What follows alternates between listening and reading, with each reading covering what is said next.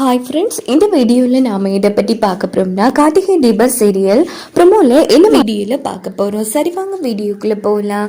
இந்த ஒரு ப்ரொமோ எப்படி ஸ்டார்ட் ஆகுதுன்னா, நம்ம தீபா கார்த்திக் வந்து சாந்தி முகூர்த்தத்துக்குரிய ஏற்பாடுகள்லாம் நடத்த முடிச்சிருது.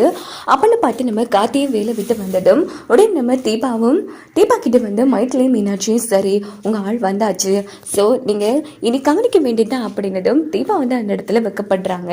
இன்னொரு பக்கம் கார்த்தி வந்து பார்க்குறாங்க. பார்த்தா தீபா வந்து ரொம்ப அழகாக கியூட்டாக வந்து ரெடி ஆகிட்டு இருக்காங்க.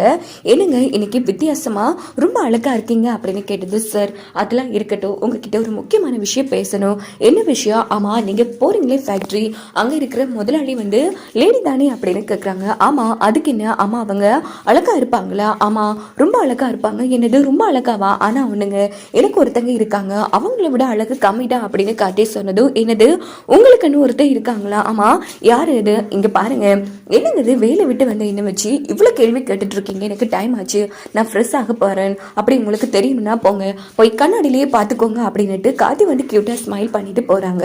தீபா வந்து யோசிக்கிறாங்க. அப்போ கண்டுபிடிச்சிடுறாங்க கார்த்தி அவங்கள தான் சொல்லிட்டு போறாங்கன்னு. ஸோ இதை கேட்டு தீபா வெக்கப்பட்டுட்டே இருக்காங்க. அப்படின்னு பார்த்து கார்த்தி வந்து ஃப்ரெஷ் ஆகிட்டு வெளியில் வந்ததும் உடனே அந்த இடத்துக்கு நம்ம அபிராமியும் அருணாச்சலமும் வராங்க. கார்த்திக்கிட்டு நீ எல்லா விஷயத்தையும் சொல்லிட்டியாமா தீபா அப்படின்னு கேட்டதும், என்ன விஷயமா அப்படின்னு கேட்குறாங்க. என்னம்மா தீபா சொல்லாமல் இருந்திருக்க? இங்கே பார்ப்பா கார்த்தி, உனக்கு தீபாவுக்கும் இன்னைக்கு சாந்தி முகூர்த்தத்துக்கு ஏற்பாடு பண்ணியிருக்கோம். தீபா ரெடி ஆகிட்டு இருக்கிறத பார்த்தாலே உனக்கு தெரியலையா? இந்த பாருமா, அந்த பட்டு வேஷ்டி சட்டையை என் பிள்ளைகிட்ட கொடு. இங்கே பாரு கார்த்தி, நீயும் ரெடி ஆக அப்படின்னதும், ஆமாம் என்னம்மா அது திடீர்னு எதுக்குமா இதெல்லாம் அப்படின்னு கேட்டதும், இங்கே பாருங்க ரெண்டு பேரும் உங்கள் வாழ்க்கையை இவ்வளோ காலமாக தள்ளி போட்டுட்டீங்க, இதுக்கப்புறமும் தாமதம் ஆகக்கூடாது, ஸோ ரெண்டு பேரும் சேர்ந்து வாழணுங்கிறதா இந்த அம்மாவோட ஆசை அப்படின்னு சொன்னதும் கார்த்தியால மறு வார்த்தை பேசவே முடியல. உடனே கார்த்தி சரிமா அப்படின்னு சொல்லிடுறாங்க.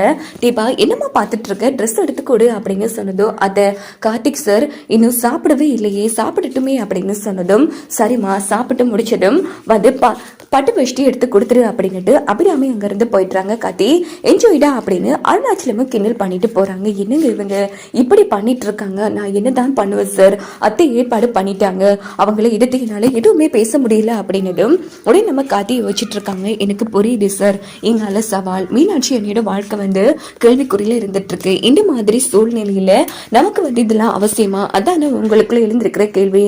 ஆமா தீபா, அதான் எனக்கு ஒண்ணுமே புரியலைங்க, உங்களுக்கு சம்மதம்னா எனக்கும் சம்மதம் தான்ங்கிற மாதிரி சொன்னது. கார்த்திக் சார் உங்க மனசுல எவ்வளவு பெரிய கேள்வி வினாக்கள் எல்லாம் எழுந்து போயிட்டு இருக்குன்னு எனக்கு நல்லாவே புரிஞ்சுக்க முடியுது. என்ன அத்தை மாமா கண் முன்னாடி நம்ம வாழ்ந்த மாதிரியே நடிச்சுக்கலாம். ஸோ நல்லபடியாக நீங்கள் சவாலில் ஜெயிச்சுட்டு வாங்க, அதுக்கப்புறமா நம்ம சந்தோஷமா வாழலாம், இப்போ தள்ளி படலாங்கிற மாதிரி சொன்னதும், ரொம்ப தேங்க்ஸ் தீபா, புரிஞ்சு கொண்டுட்டீங்க அப்படின்னதும், சரி சரி யாருக்கும் சந்தேகம் வரக்கூடாது, வாங்க சாப்பிட்டுட்டு வரலாம் அப்படின்னுட்டு தீபா வந்து நம்ம கார்த்திக்கு வந்து எல்லாமே முருங்கைக்காய் ஐட்டமாக சமைச்சு வச்சிருப்பாங்க. ஸோ அந்த சாப்பாடை கொடுத்தது கார்த்தி வந்து நல்லா அள்ளி வாவ் டேஸ்டாக இருக்குங்க அப்படின்னு சொல்லி செம்மையாக சாப்பிட்டு முடிச்சிடுறாங்க. அதுக்கப்புறமா ரூமுக்கு வந்ததும், சரி சார் நான் தூங்குறேன், எப்படியோ நாளைக்கு நம்ம ரெண்டு பேரும் வாழ்ந்த மாதிரி தான் எல்லாருக்கும் தெரியணும் அப்படின்னு சொல்லிட்டு தீபா வந்து தூங்குறாங்க. நம்ம கார்த்திக்கு வந்து முருங்கைக்காய் வேலையை காமிக்கிட்டு உடனே கார்த்தி வந்து தூங்காம தீபாவையே பார்த்துட்டு இருக்காங்க. என்ன இது உடம்புல ஒரு மார்க்கமா இருக்கே அப்படின்னு சொல்லி தீபா கிட்ட நெருக்கமா வராங்க. உடனே தீபா வந்து பார்த்து பயந்துட்டுறாங்க. என்ன பண்ணிட்டு இருக்கீங்க, நாளைக்கு வேலைக்கு போக வேணாமா, தூங்குங்க அப்படின்னு சொன்னதும், இல்லைங்க தூக்கம் வரவே மாட்டேங்குது, எனக்கு கையெல்லாம் காலெல்லாம் ஒரு மாதிரி இருக்கு அப்படிங்கிறதும், ஐயோ அன்னி சொன்ன மாதிரி முருங்கைக்காய் வேலையை கடத்து போலேங்கிற மாதிரி தீபா வந்து யோசிச்சு